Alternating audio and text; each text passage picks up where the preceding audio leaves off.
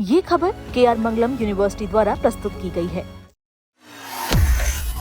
हर महीने की पहली तारीख सिर्फ कैलेंडर का पन्ना नहीं बदलती, बल्कि कई ऐसे नियम भी साथ लेकर आती है जिनका सीधा असर लोगों की जेब, खर्च और रोजमर्रा की जिंदगी पर पड़ता है। जून की शुरुआत भी कुछ ऐसे ही बदलावों के साथ हुई। LPG सिलेंडर की कीमतों से लेकर UPI भुगतान, रेलवे, आधार, सोलर पैनल, पैन कार्ड और बैंकिंग सेवाओं तक कई नियमों में बदलाव लागू हो गए। ऐसे में नए नियमों को जानना जरूरी है, क्योंकि इनका असर सीधे आपके मासिक बजट पर पड़ सकता है। सबसे पहले बात LPG सिलेंडर की। ऑयल मार्केटिंग कंपनियों ने महीने की शुरुआत में कमर्शियल गैस सिलेंडर की कीमतों में बढ़ोतरी कर दी है। 19 किलोग्राम वाले कमर्शियल LPG सिलेंडर के दाम में 42 रुपए तक का इजाफा किया गया है। इसके बाद दिल्ली में इसकी कीमत 3,113 रुपए 50 पैसे हो गई है। वहीं 5 किलोग्राम वाले फ्री ट्रेड LPG सिलेंडर की कीमत में भी 11 रुपए की बढ़ोतरी हुई है और अब ये दिल्ली में 821 रुपए 50 पैसे का मिलेगा। हालांकि घरेलू उपभोक्ताओं को राहत मिली है, क्योंकि 14.2 किलोग्राम वाले घरेलू गैस सिलेंडर की कीमत में कोई बदलाव नहीं किया गया। इसके साथ ही LPG कनेक्शन से जुड़े नियमों में भी बदलाव किया गया है, जिसके तहत अब एक घर में एक ही LPG कनेक्शन देने की व्यवस्था लागू होगी। डिजिटल भुगतान करने वालों के लिए भी नया नियम लागू हो गया है। ऑनलाइन फ्रॉड और गलत खातों में पैसे भेजे जाने की घटनाओं को कम करने के लिए national payment corporation of India यानी कि NPCI ने UPI सिस्टम में बदलाव किया है। अब किसी भी व्यक्ति या व्यापारी को भुगतान करने से पहले उसका बैंक में दर्ज सत्यापित नाम स्क्रीन पर दिखाई देगा, यानी कि QR कोड, मोबाइल नंबर या यूजर द्वारा दर्ज नाम की जगह बैंक रिकॉर्ड वाला नाम दिखाई देगा, जिससे भुगतान से पहले सही व्यक्ति की पहचान सुनिश्चित हो सकेगी।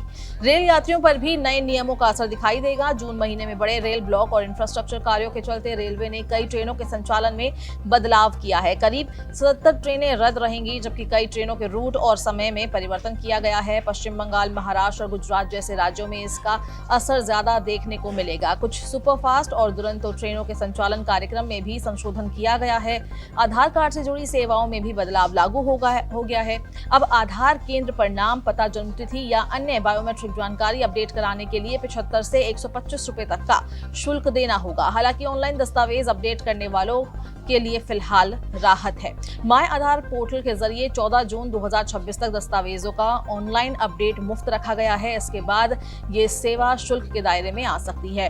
देश में तेजी से बढ़ रहे सोलर सेक्टर पर भी नए नियम लागू हो गए हैं। 1 जून से ALMM2 व्यवस्था के तहत केवल सरकार से प्रमाणित सोलर पैनलों को ही अनुमति मिलेगी। इस बदलाव का उद्देश्य घरेलू निर्माण को बढ़ावा देना है और आयातित पैनलों पर निर्भरता कम करना है। हालांकि इसके चलते सोलर सिस्टम की लागत में 3,000 से 9,000 रुपए तक की बढ़ोतरी हो सकती है। लेकिन राहत की बात यह है कि PM सूर्य घर मुफ्त बिजली योजना के तहत मिलने वाली सब्सिडी पहले की तरह ही जारी रहेगी। पैन कार्ड से जुड़े नियमों में भी अहम बदलाव किए गए हैं। अब 50,000 रुपए से अधिक नकद जमा करने के लिए पैन कार्ड अनिवार्य नहीं रहेगा। वहीं संपत्ति खरीद बिक्री में पैन की सीमा बढ़ाकर 20 लाख रुपए कर दी गई है। पहले यह सीमा 10 लाख रुपए थी। हालांकि 45 लाख रुपए से अधिक मूल्य वाली प्रॉपर्टी डील, गिफ्ट डीड और जॉइंट डेवलपमेंट एग्रीमेंट जैसे मामलों में पैन कार्ड की आवश्यकता बनी रहेगी। इसके अलावा साल भर में 10 लाख रुपए से अधिक नकद निकासी करने पर पैन से संबंधित रिपोर्टिंग नियम लागू होंगे। विमानन क्षेत्र में भी बदलाव देखने को मिला है। एयर टर्बाइन फ्यूल यानी कि ATF की कीमतों की समीक्षा हर महीने की पहली तारीख को की जाती है।